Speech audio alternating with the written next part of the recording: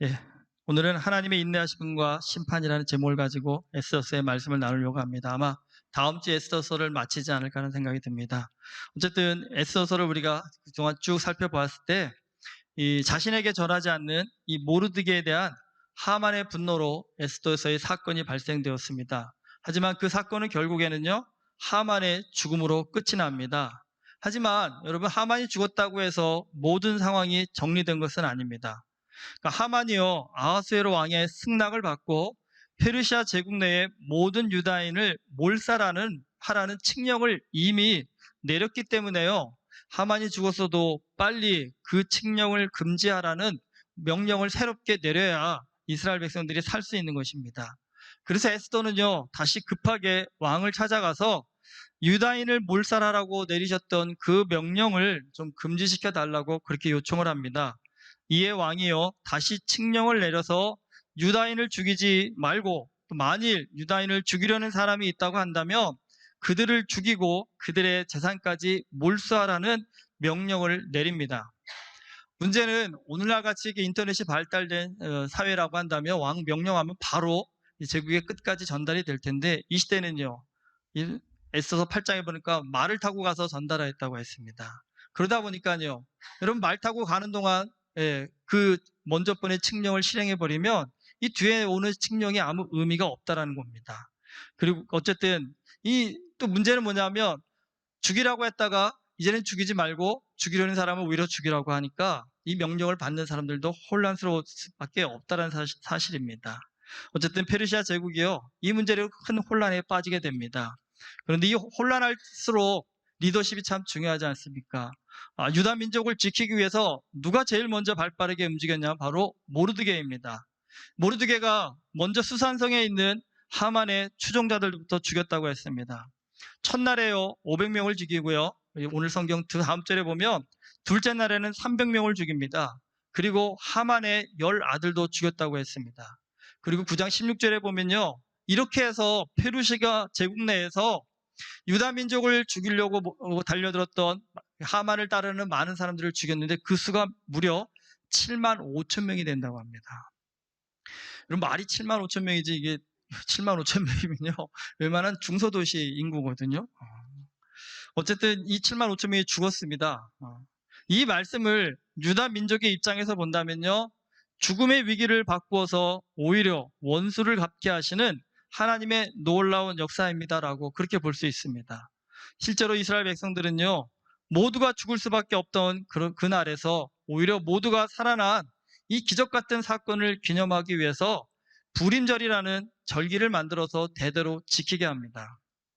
또 이 말씀은요, 전에 말씀드렸듯이 아말렉을 대대로 대적하겠다라는 하나님의 말씀이 성취된 사건이기도 합니다.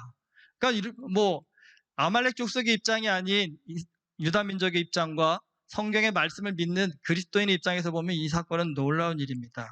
그러나 여러분, 아무리 그렇다고 해도요, 이 말씀을 대하면서 우리 마음 가운데 하나 좀 의구심이 드는 건 뭐냐면, 예수님은 원수까지도 사랑하라고 하셨는데 아무리 원수지만 7만 5천 명을 죽인 것, 사실 여러분, 이건요, 좀 너무한 것이 아닌가라는 그런 의구심이 우리 마음 가운데 성경을 읽다 보면 들 수밖에 없습니다.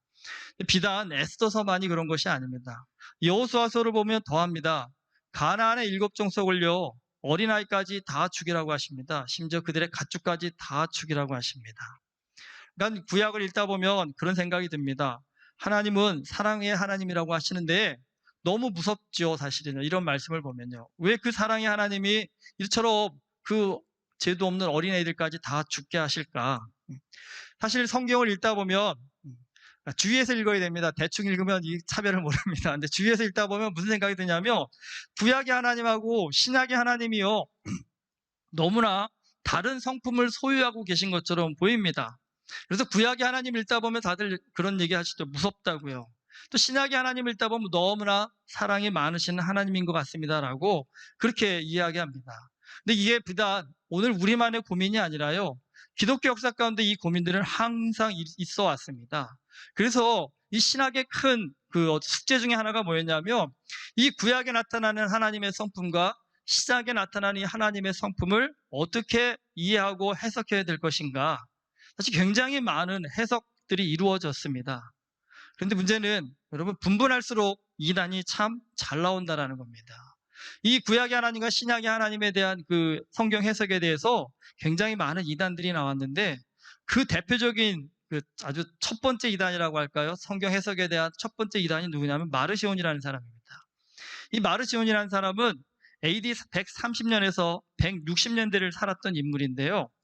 이 사람은 성경을 지식적으로 굉장히 많이 연구했던 학자 같은 사람이었습니다. 이 사람이 성경을 정말 깊이 연구하다 보니까 이 마르시온의 눈에도요, 구약의 하나님과 신약의 하나님이 너무나 달랐다는 겁니다. 그러니까 마르시온이 보기에 구약의 하나님은요, 복수심도 너무 강하고 또 악을 하나님이 만들었다는 겁니다. 그리고 유다 민족만을 편애해서 이방 민족들을 멸망시키려고 한 나쁜 신이라는 겁니다. 악신이라고 생각했습니다. 반면에 신약의 하나님은요, 예수 그리스도 안에서 은혜와 사랑으로 자신을 계시한 그러한 너무나 사랑이 많으신 하나님, 그렇게 여겨졌다는 겁니다. 그러니까 구약의 하나님은 나쁜 하나님이고 신약의 하나님은요, 좋은 하나님이라는 딱 이러한 해석이 된 겁니다. 그러다 보니까 이 마르시온이 성경을 깊이 연구할수록 구약, 이거 쓸데없다 생각한 겁니다. 그러니까 사실은 이게 일반화가 됐다면 오늘 우리 예수 믿기 좀 쉬웠을 겁니다. 왜냐하면 구약 안 배워도 되기 때문에 연구 안 해도 되는데, 구약을 배격하고 신약도 자기가 보기에는요, 이 마태복음이나 마가복음 같은 경우는 유대 문화적인 성향을 굉장히 많이 갖고 있기 때문에 이런 성경은 이 성경도 옳지 않다라는 겁니다. 그러면 성경을 잘 읽다 보니까 성경에서 이방인에게도 가장 문이 많이 열려져 있는 성경이 누가복음입니다. 그러다 보니까 마르시오는 누가복음이야말로 진정한 성경이다 생각했고, 특별히 이방 민족의 구원을 강조한 바울의 서신서 가만히 보니까 이것이야말로 진정한 복음이다 해가지고 자기가 성경을 다시 편집해버렸습니다. 그래서 신약에서도 누가복음과 바울의 서신서 중에도 자기가 마음에 드는 10가지만 빼가지고 이게 진짜고 나머진 다 가짜다라고 그렇게 얘기해버렸다는 겁니다. 근데 이렇게 사고가 이렇게 편향되기 시작하면 이런 사람들의 특징이 뭐냐면 모든 것을 다 흑백 논리와 이혼 논리로 본다라는 겁니다. 그러니까 선과 악, 이것도요, 완전히 칼로 무자르듯이 딱 나눌 수 있는 거로 생각했다라는 겁니다. 특별히 이 이원론에 빠지면 대부분 무슨 생각을 하냐면 영은 선한 것이고 육은 악한 것이다라는 겁니다. 그러니까 육적인 쾌락을 즐길 수 있는 것은 조금이라도 다 배제해버리고 철저하게 금욕 절제하면서 영적인 것만을 추구해야 된다라는 이런 이원론적 사고를 굉장히 강조한다라는 겁니다. 하지만 여러분, 우리가 에스더서를 보았듯이요, 이 영과 육의 일이라는 것을 정말 칼로 무자르듯이 딱 우리가 나눠서 얘기할 수 있을까요? 확연하게 구분할 수 있을까요? 여러분, 에스더가 왕후를 선발하는 자리에 나가기 위해서 화장을 했죠. 그리고 왕한테 자기 민족 살려달라고 얘기할 때도 예쁘게 꾸미고 나갔습니다. 그럼 여러분, 그 예쁘게 꾸미고 나가는 그 일은 육의 일일까요? 영의 일일까요? 아마 보통은 그럴 거죠. 여자가 예뻐 보이려고 화장한다면 그건 육의 일인 거죠. 하지만 에스더의 일은 결코 육의 일이 아닙니다. 자기 민족을 살리기 위한 영의 일이었다는 사실입니다. 그러니까 사실은 기독교 신앙 안에서도 이 이원론적 사고는 굉장히 배격해야 된다는 얘기들이 참 많이 나오고 있습니다. 하지만 그럼에도 불구하고 우리 안에서도 극복되지 못한 이원론이 굉장히 많습니다. 그러니까 저 어렸을 때만 해도 신앙생활 좀 열심히 하면 목사님들이 뭐라고, 청년 불러다 뭐라 합니까? 너 하나님의 일을 해야지 신학교 가라 그렇게 했거든요. 세상에 나서 돈 버는 일은 다 세상 일이고 하나님의 교회에 와서 일하는 것만 하나님의 일이라는 그런 얘기들을 굉장히 많이 듣고 자랐습니다. 그러나 요즘엔 그렇게 말씀들 안 하십니다. 우리가 세상에서 하는 그 모든 일들이요, 그 일에 하나님의 뜻을 담고 은혜를 담으면 그것이 바로 하나님의 일이라고 그렇게 성경을 이제는 이해하고 해석하게 됐습니다. 어쨌든 이 마르시온의 이 얘기는 사실 많은 사람들에게 상식적으로 굉장히 어필할 수 있는 일이기 때문에 굉장히 많은 추종자들이 따랐습니다. 그래서 결국 교회는 이 마르시온을 이단으로 정죄하고 교회에서 출교를 해버립니다. 그런데 그 마르시온의 출교를 당했다고 끝난 것이 아니라 그 사고와 가치는 오늘날에도 굉장히 이어지고 있다는 사실입니다. 여러분, 똑같은 성경을 보고 있습니다. 그런데요, 그 똑같은 성경을 보고도 그 성경을 해석하는 관점에 따라서요, 이 신앙생활은 정말 천지 차이가 납니다. 오늘 뭐 너무 유튜브도 발달되고 인터넷도 발달된 상황이라 예전처럼 뭐 성경 공부를 하고 신학 공부를 하는 게 이렇게 어렵지 않은 시대가 되었습니다. 그래서 여러분 집에 가서 한번 유튜브 조금만 들여다보십시오. 조금만 주의를 기울여서 성경을 좀 배워보고 싶다고 한다면 굉장히 많은 신학자, 목사님들이 굉장히 많은 강의와 얘기들을 해주고 계십니다. 그런데 목사인 저도 그 얘기들을 듣다 보면 정말 너무나 다양한 주장들이 나옵니다. 똑같은 성경 본문을 놓고도 이 신학자는 이렇게 해석하고 저 신학자는 저렇게 해석하고 이 목사님은 이렇게 말씀하시고 저 목사님은 저렇게 말씀하십니다. 그렇게 듣다 보면 저도 그럴 때가 있거든요. 이게 누구 말이 맞는 건지 분별하기 참 어렵다. 근데 문제는요. 그렇게 말씀하시는 분들 중에 이게 맞는지 안 맞는지 저도 모르겠습니다라고 말하는 분은 아무도 없습니다. 정말 생명 걸고 이 말이 100% 맞다. 이 말대로 하지 않으면 너희 다 구원받지 못한다 식으로 굉장히 강력하게 주장하시는 모습을 보면서 좀 그 포스는 좀 부럽더라고요. 저는 그렇게는 못 살아본 것 같습니다. 내 말이 맞아. 내 말이 100% 맞고 내 말이 절대적이야 라고 말씀하시는 분들이 굉장히 많은데요. 네, 여러분 그래서 가끔 교인들 가운데도 좀 신학을 좀 더 배워보고 싶습니다라고 말씀하시는 분들이 있는데 솔직히 좀 저는 그렇게 크게 권면하지는 않습니다. 왜냐하면 여러분이 좀 뭔가 명쾌해지고 싶어서 신학을 배우고 싶어 하시는데 여러분 반대입니다. 배우고 나시면요 더 혼란스러워지십니다. 특별히 좀 이렇게 보수적인 신학이 아닌 좀 진보적인 신학을 좀 배워놓고 보시면 다들 생각합니다. 하나님 진짜 계신가? 정말 예수 믿으면 구원받는 거 정말 맞아? 이것까지도 흔들릴 수 있을 만큼 굉장히 다양한 주장과 이론들이 나온다는 사실입니다. 저 개인적으로도 좀 그런 경험을 좀 했습니다.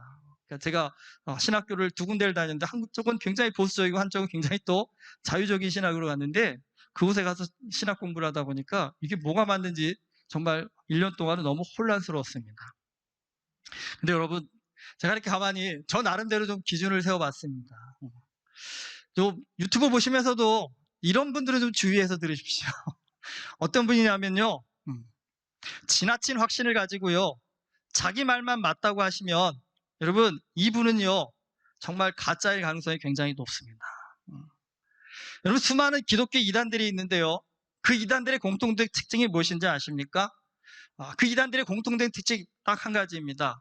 자기들만 알고 있다는 겁니다. 그리고 자기들만 아는 신비한 영적 지식을 갖고 있기 때문에 자기들한테만 와야 구원을 받을 수 있다라고 그렇게 아주 강조하고 강요를 합니다. 하지만 여러분 우리가 진짜 하나님을 만났다고 한다면요. 하나님 만나고 나서 제일 크게 변화되는 것이 뭡니까? 교만한 사람은 겸손해집니다. 자기 잘난 맛에 살았던 사람도 인생이 내 뜻대로 내 능력대로 내 의지대로 사라지는 것이 아니라 다 뭐요? 하나님의 은혜로 살게 된다는 것을 알게 된다는 겁니다. 그러니까 여러분 진짜 하나님을 만난 사람일수록 고개 뻣뻣이 들고 사는 것이 아니라 진짜 하나님을 만난 사람은요 납작 엎드리게 됩니다. 죄송한 얘기지만 여러분 저는 기도가 잘 안 나옵니다. 기도하는데 눈물이 안 나옵니다. 엎드려지질 않습니다. 죄송하지만 애들 말로 하면 들 맞아서 그러세요. 아직 하나님이 어떤 분이신지를 하나님이 얼마나 크신 분인지를 잘 모르기 때문에 그렇다는 겁니다. 여러분 진짜 하나님 만나게 되면 누구나 예외 없이요 쏟아지는 눈물을 주체할 수 없습니다. 누구나 예외 없이요 하나님 앞에 내가 정말 큰 죄인이었구나라는 이 사실을 여러분 인정 안 하고는 하나님을 믿을 수 없다는 것입니다. 여러분 진짜 죄인된 우리가 아무리 똑똑해도요 하나님에 대해서 완벽하게 다 알 수 있다는 것 이것만큼 어불성설은 없습니다. 하나님을 만나면 하나님은 내가 감히 상상할 수도 없고 다 이해할 수도 없고 다 알 수도 없는 그렇게 크고 능력 있는 분이라는 사실을 깨닫게 됩니다. 여러분 이런 은혜를 안다면 그 사람은 어떻게 말할까요? 어떠한 자세를 갖게 되겠습니까? 다 알지는 못하지만 내가 경험한 한도 안에서 전달합니다라고 겸손한 마음으로 복음을 증거할 것입니다. 여러분 이런 겸손함으로 성경을 대하게 되면 내가 다 아는 것처럼 성경을 풀어내기보다는요 내가 이해할 수 없는 하나님의 깊은 뜻이 성경에 담겨져 있음을 알고 그 뜻을 이해하기 위해서 기도하며 하나님의 뜻을 간구할 것입니다. 지금 레위기 통독하고 있습니다, 여러분. 지금까지 저도 레위기 굉장히 많이 읽었었습니다. 그런데 이번처럼 진짜 찬찬히 자세히 읽기는 정말 처음인 것 같습니다. 솔직히 말해서 매일마다 레위기 말씀 묵상을 올리는데 좀 힘듭니다. 솔직히 다른 창세기나 출애굽기는 어렵다는 생각을 안 들었는데 레위기는 계속 제사 나오고 무슨 뭐 피부병 나오고 뭐 그랬는데 좀 괜히 시작했나 생각이 들었을 정도로 큰 과제가 되고 숙제가 되더라고요. 지난주에는 레위기 말씀 보니까 그거 나왔습니다. 전염되는 피부병에 대한 규례와 집안의 곰팡이에 대해서 어떻게 대처해야 되는가, 그 내용들이 나왔습니다. 가만히 읽다 보니까 여러분, 오늘날에는 조금만 이제 위생적인 상식만 갖고 있어도 이게 어려운 얘기가 아닙니다. 집안에 곰팡이 있으면 당연히 어떻게 하셔야 돼요? 락스를 뿌리든 세제를 뿌리든 깨끗이 닦아야 내 건강에 유익하다라는 거 모르시는 분 있으세요, 여기서요? 모르시다 보면 초등학교를 다시 다니셔야 되는 거겠죠. 이거 다 알고 있는 얘기입니다. 사실 저는 이 내용을 예전에 읽을 때마다 그런 생각이 많이 들었었습니다. 이 성경책 참 두꺼운데 굳이 이런 내용까지 하나님이 여기다 이렇게 실게 하셔가지고 왜 이렇게 좀 피곤하게 하실까라는 그런 생각이 좀 든 적이 있었습니다. 근데 여러분, 이게 참 무지에서 나오는 생각이더라고요. 성경을 좀 역사적 배경을 이해하고 읽다 보니까 여러분, 이 당시에 레위기의 말씀을 읽는 이스라엘 백성들은 모세를 통해서 하나님께서 레위기 말씀을 주셨을 때 모두가 다 아멘으로 화답하고 저 말씀 잘 들어야지 생각했을까요? 제가 생각한 바로는 꿍시렁거리는 사람 분명히 있었습니다. 저처럼 뭐 이런 것까지 귀찮게 하나님 왜 이렇게 사소한 것까지 간섭을 하시고 뭐 일종의 그거거든요. 집에 오셔서 곰팡이 검사하시는 거거든요. 그러면 여러분 솔직하신 쪽으로 하나님이 우리 집에 오셔서 곰팡이 검사하신다 한다면 좋으시겠어요? 귀찮으시겠어요? 저라도 귀찮으실 것 같아요. 하나님 알아서 할게요. 뭐 그 정도까지 그냥, 그리고 곰팡이 썰었다고 죽는 거 아니에요. 그냥 대충 살 수 있습니다라고 그렇게 꿍시렁거리는 사람 분명히 있었을 것 같습니다. 특별히 이 시대 사람들은 우리보다 더 무식했기 때문에 더 그랬을 것 같습니다. 이 시대에 이스라엘 사람들이 세균을 알았을까요? 바이러스를 알았을까요? 적어도 우리는 곰팡이에 균이 있다는 걸 알고 그 균이 우리에게 해를 끼친다는 걸 알고 있기 때문에 적어도 하나님이 이렇게 말씀하실 때 네, 그렇게 해야죠, 깨끗이 살아야죠 라고 수긍할 수 있었을 겁니다. 하지만 여러분, 이 레위기의 말씀을 받던 이스라엘 백성들, 세균을, 바이러스 이런 개념이 전혀 없던 사람들입니다. 특히나 그 당시에 여러분, 그 건축물이라는 게 오늘날과 같이 그렇게 완벽하게 빗물을 차단하거나 깨끗하지 않았습니다. 그러니까 일반적으로 허술하게 지은 집들이었기 때문에 웬만한 집에 가보면 곰팡이 다 쓸어 있었다는 사실입니다. 남들 다 그렇게 사는데, 그러고도 건강하게 사는데 뭘 하나님 그런 것까지? 라고 따질 만한 얘기가 이 레위기의 말씀이더라고요.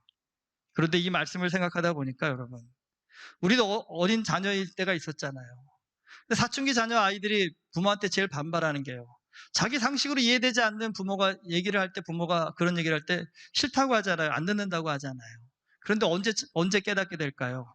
자기 멋대로 살아보다가 어려움을 당하고 고통을 당하면 그래서 부모님이 이렇게 얘기하셨구나라는 것을 철들고 깨닫는다는 겁니다. 여러분, 어린 자녀가 이제부터 나는 내가 이해되는 엄마 아빠의 말만 따르겠습니다라고 한다면 그 아이가 어떻게 될까요? 누군 그러시겠죠. 때려서라도 가르쳐야겠죠. 여러분, 아이가 건강하게 잘 자라는 최선의 비결은요, 이해되지 않아도 경험에서, 사랑에서 나오는 부모의 말에 절대적으로 순종할 때 그 아이에게 그것이 최선이라는 겁니다. 여러분, 그 백그라운드로 성경을 보게 되면요, 여러분 성경 읽어보시면 100% 다 이해되십니까? 여러분, 성경 100% 이해된다고 하는 것 자체가 불가능한 일입니다. 간혹 자신은 하나님 앞에 엄청난 계시를 받아서 말씀을 다 안다라고 하는데, 이 많은 그리스도인들이 영적 컴플렉스가 있더라고요. 그러니까 교회 안에 있지만 성령 체험이나 이런 신비로운 체험을 못한 분들이 많다 보니까, 그런 체험을 한 분들이 이렇게 강하게 어필을 하시면 이 영적인 좀 컴플렉스가 있으셔서 그 말은 다 맞나 보다 그렇게 따라가실 때가 참 많은데요, 여러분, 컴플렉스를 갖기보다는 하나님을 알아가는 일에 더 힘쓰십시오. 그리고 사람의 말에 100% 좌지우지 되시기보다는 누가 무슨 말을 하시면 성경 말씀이 그러한가 해서 말씀을 통해 뒤져보시고 찾아보십시오. 이 베레아 사람들이 말씀이 그러한가 하여 상고하였다는 것처럼 그리스도인들이 해야 할 일이 그런 일이라는 사실입니다. 여러분, 그리고 너무 지나치게 이 죄인된 인간이 하나님의 계시를 다 안다고 말하는 것 자체는 그건 100% 교만입니다. 그 부분의 말씀이 100% 틀리진 않았겠지만 100% 맞을 수도 없습니다. 여러분, 최고의 사도라고 꼽히는 바울도 나는 다 안다, 그러니 내 말 절대적으로 따라오라고 그렇게 말씀하지 않았습니다. 자신의 영적인 경험을 얘기할 때도 겸손하게 부득불 내가 못난 사람이긴 하지만 하나님께서 나에게 보여주신 이 한도 내에서 여러분한테 말씀합니다, 여러분께 권면합니다라고 그렇게 얘기했지, 자기 쫄병 삼으려고 너 아무것도 모르니까 내 말대로 따라와 그렇게 얘기하지 않았다는 사실입니다. 왜 이렇게 장황하게 말씀을 드리냐면 오늘 말씀 자체가 저에게도 굉장히 힘들었기 때문입니다. 아말렉은 분명히 유다 민족의 원수입니다. 근데 여러분, 아무리 원수라고 해도 7만 5천 명을 죽였다라는 것, 이걸 좀 신앙 안에서 어떻게 상식적으로 설명해낼 수 있을까? 이게 과연 하나님의 깊으신 사랑과 연관될 수 있는 일인가? 굉장히 좀 고민이 많이 되는 말씀입니다. 근데 여러분, 이 말씀을 하나님이 무서워라고 덮어놓지 마시고요. 제가 말씀드리고자 하는 주제는 그겁니다. 우리가 이해되지 않아도, 이해되지 않는 그 부분에도 하나님의 깊은 뜻과 사랑은 담겨져 있다는 겁니다. 그러니까 그리스도인이 해야 할 일은 뭐냐면, 이해되지 않으니까 덮어버리고 못 믿겠어, 하나님 나빠가 아니라, 여러분, 나는 모르지만 하나님은 크신 뜻을, 크신 사랑을 여기에 담고 있구나. 그것이 무엇일까? 이걸 열심히 고민하고 묵상하고 연구하는 것, 그게 건강한 그리스도인이 되는 비결이라는 겁니다. 여러분, 하나님이 왜 이렇게 7만 5천 명이나 되는 하만을 따르는 아말렉 사람들을 죽이라고 하셨을까요?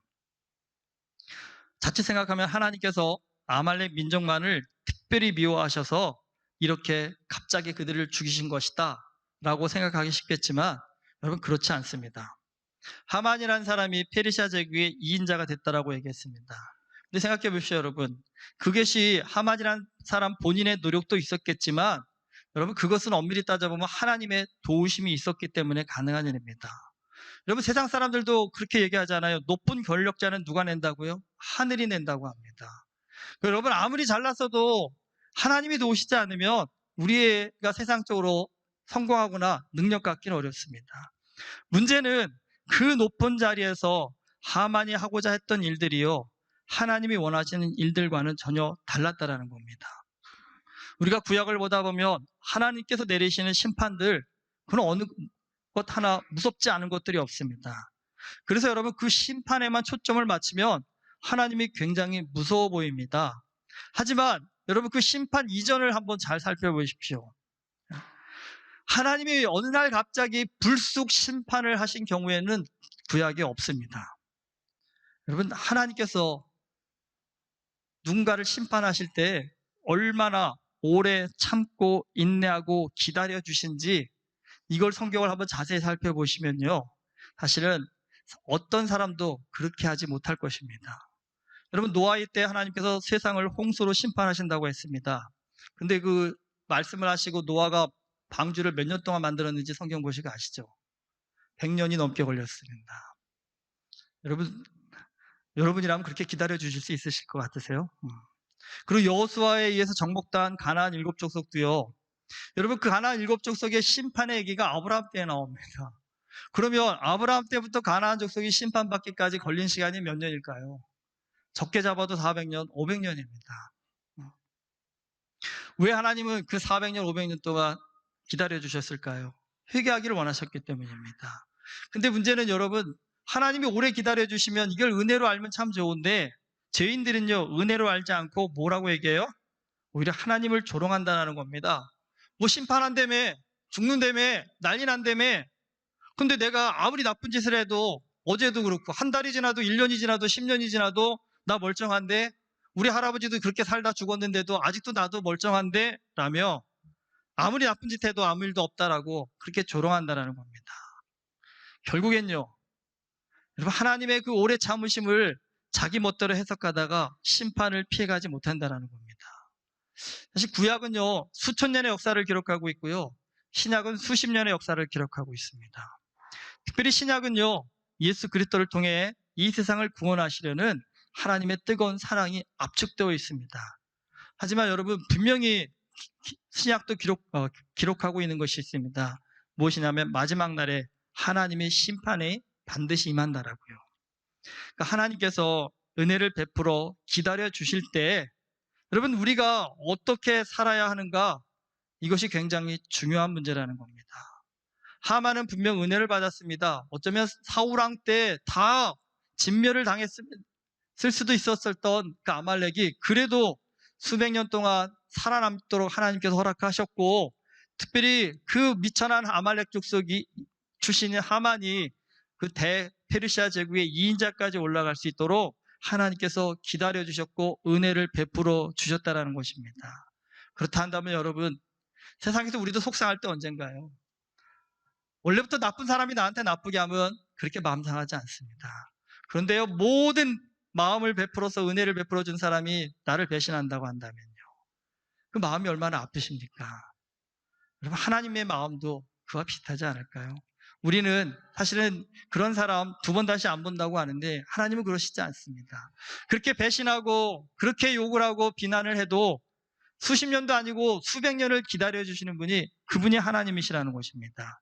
그리고 오히려 힘들어할까봐, 어려워할까봐 때로는 그에게 높은 자리도 주시고 돈도 주시고 권력도 주셔서 좀 인생 다르게 살아보라고, 멋지게 살아보라고 은혜를 주셨는데, 문제는요, 그 은혜를 가지고 하나님의 뜻대로 살기보다는 자기 욕심대로 자기 마음대로 살아가려고 하는 하만과 그를 따르는 7만 5천의 사람들이 있었다는 사실입니다. 근데 여러분, 그들만 그럴까요? 오늘 우리는 그렇지 않은가를 다시 한번 되돌아보게 됩니다. 하나님께서 분명히 우리를 기다리고 계시겠죠. 우리도 살다 보면 하나님 앞에 징계를 받을 만한 그런 위험한 순간들이 얼마나 많았습니까?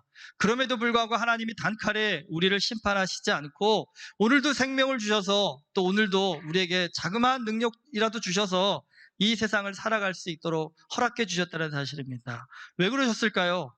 이유는 간단하겠죠. 우리에게 주신 그 은혜를 가지고 사람을 살리고 세우는 일에 집중하라는 겁니다. 죽이고 미워하는 일에 애쓰지 말고 사랑하고 섬기는 일에 애쓰면서 하나님의 사랑, 하나님의 뜻, 하나님의 은혜가 어떤 것인지를 좀 세상 가운데 보여주라고 우리에게 또 한 번의 기회를 주셨다는 사실입니다. 여러분, 하나님은 우리에게 많은 기회를 주십니다. 그러나 꼭 기억해야 될 것이 있습니다. 하나님의 기회가 무한하지 않다라는 겁니다. 하나님이 기다림이 끝나는 그 심판의 날에 우리가 받은 은혜를 가지고 어떻게 살았느냐에 따라서 우리의 영혼은 전혀 다른 길을 가게 된다는 사실을 꼭 기억하셨으면 좋겠습니다. 여러분, 오늘 하루도, 오늘 이 예배 자리도 하나님께서 우리에게 베푸신 또 한 번의 기회입니다. 이 기회 날리지 않고 하나님을 위해서, 하나님의 영광을 위해서 좀 잘 사용할 수 있는 그런 은혜를 알고, 은혜를 깨닫고, 또 은혜를 삶 가운데 베풀 줄 아는 그런 좀 거룩하고 아름다운 능력 있는 그리스도인 될 수 있기를 주님의 이름으로 축원합니다. 기도하시겠습니다. 하나님 아버지, 기도할 때마다 돌아보면 하나님의 은혜가 아닌 것이 하나도 없습니다라고 고백할 때가 참 많습니다. 그러나 주님, 그 은혜를 또 잊어버리고 내 멋대로, 내 가치대로, 내 뜻대로 세상 살아가려고 발버둥칠 때가 또한 많음을 이 시간 고백합니다. 주님, 오늘 우리가 하만과 같이, 또 하만을 따르던 7만 5천 명과 같이 놀라운 하나님의 은혜를 받고도 자신의 뜻, 자신의 길에 섰다가 결국은 멸망당하는 어리석은 삶을 살고 있지 않은지 되돌아보게 됩니다. 주님, 이 시간 예배 가운데 받은 은혜를 되새기게 하여 주시옵소서. 그리고 그 은혜를 하나님이 기뻐하시는 방향으로 흘려보낼 줄 아는 그런 거룩한 그리스도인 되게 하여 주시옵소서. 그래서 마지막 심판의 날에 하나님께서 착하고 충성된 종이라 칭찬할 수 있는 그런 우리 모두 되어줄 수 있도록 성령께서 우리의 마음과 생각과 뜻을 주장하여 주시옵소서. 예수 그리스도 이름으로 기도드립니다. 아멘.